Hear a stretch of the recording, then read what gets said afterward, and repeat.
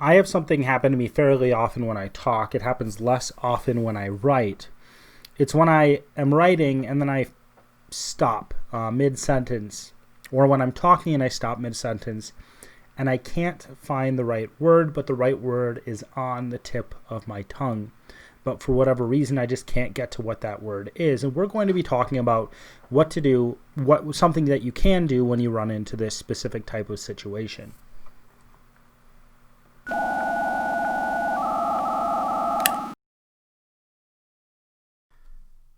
Welcome to How to Write Good. I am your host, Daniel Poppie. You can find out more about me at danielpoppie.com. If it is your first time here, How to Write Good is a writing podcast that seeks to find principles and advice that can be applied across a broad range of writing situations. If you've been here before, don't forget to subscribe, hit that like button below, and share.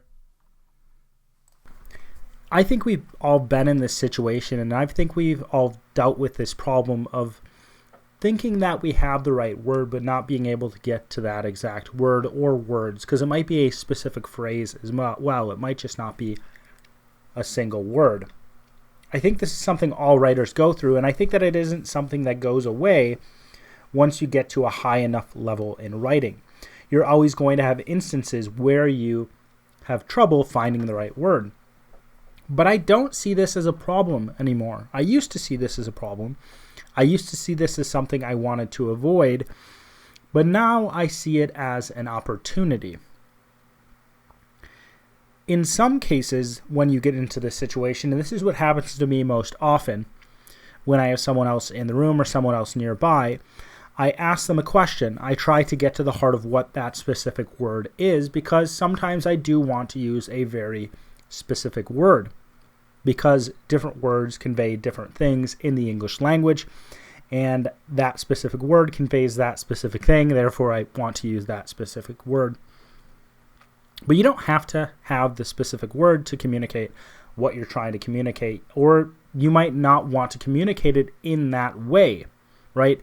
Instead of trying to find the exact right word, when you run into that brain block or run into that writer's block or whatever you want to call it, consider going around the problem, right? I think that what often happens to people is they try to plow through something. They try to beat their head against a wall until the wall breaks, when they could have just gone around the problem. They could have thought laterally. They could have thought of a different way to get through that problem. Think of it kind of like when you're trying to solve a complex puzzle, or when you're trying to solve a riddle. What happens in my mind when I'm trying to solve a riddle is I approach it in the way that seems the clearest, right? You go toward it, and then you approach that riddle in the way that seems to be the correct way, because there is a reason, there's a meaning on the surface of that riddle that you're trying to get to. And then you suddenly realize, well, that doesn't make any sense. How this riddle is presented doesn't make any sense with how I'm interpreting it. The surface level understanding doesn't work. And what you start to do is you start to shift your mindset. You start to shift your mindset away from how someone might think about this riddle if they first hear it, and you start to move toward different things. You start to think of things like puns.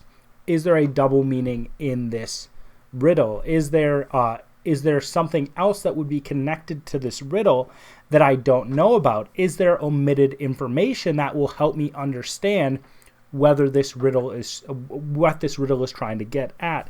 It happens with Sudoku as well. Sudoku is that puzzle where you're trying to create lines and boxes that all go from 1 to 9. And in that puzzle, what you often have to do with more difficult puzzles is you have to look at a problem, and then you have to attach it to the rest of the puzzle, and then you go through a linear understanding of that puzzle until you get to something that you would have never thought would be connected to it. And then you have to reverse engineer from that point you got to make sure you're correct, and then you put the number in. If that doesn't make sense, you can also think of it as a crossword puzzle. And crossword puzzle clues, in some ways, are just riddles. They're just very small, simple riddles that deal with one, that often have only a few sentences for their clue. With crossword puzzles, your best bet in many crossword puzzles is to think differently, is to approach the problem in a different way. And this is what I'm trying to get at with writing itself, right? What you can do as you write is, instead of, and I would encourage you to be more open to this possibility than just trying to find the exact right word, because I think it's going to give you writing that's better. I think it's going to make your writing more creative. Instead of just trying to find that single word, when you run into a situation where you can't figure out what the word is, think of your writing and think of how you're approaching everything in a different way. Maybe you're trying to explain what a character is doing. Maybe you don't need to explain what that character is doing. Maybe you can actually explain the things around the character or how the character influences the world based on what the character is doing.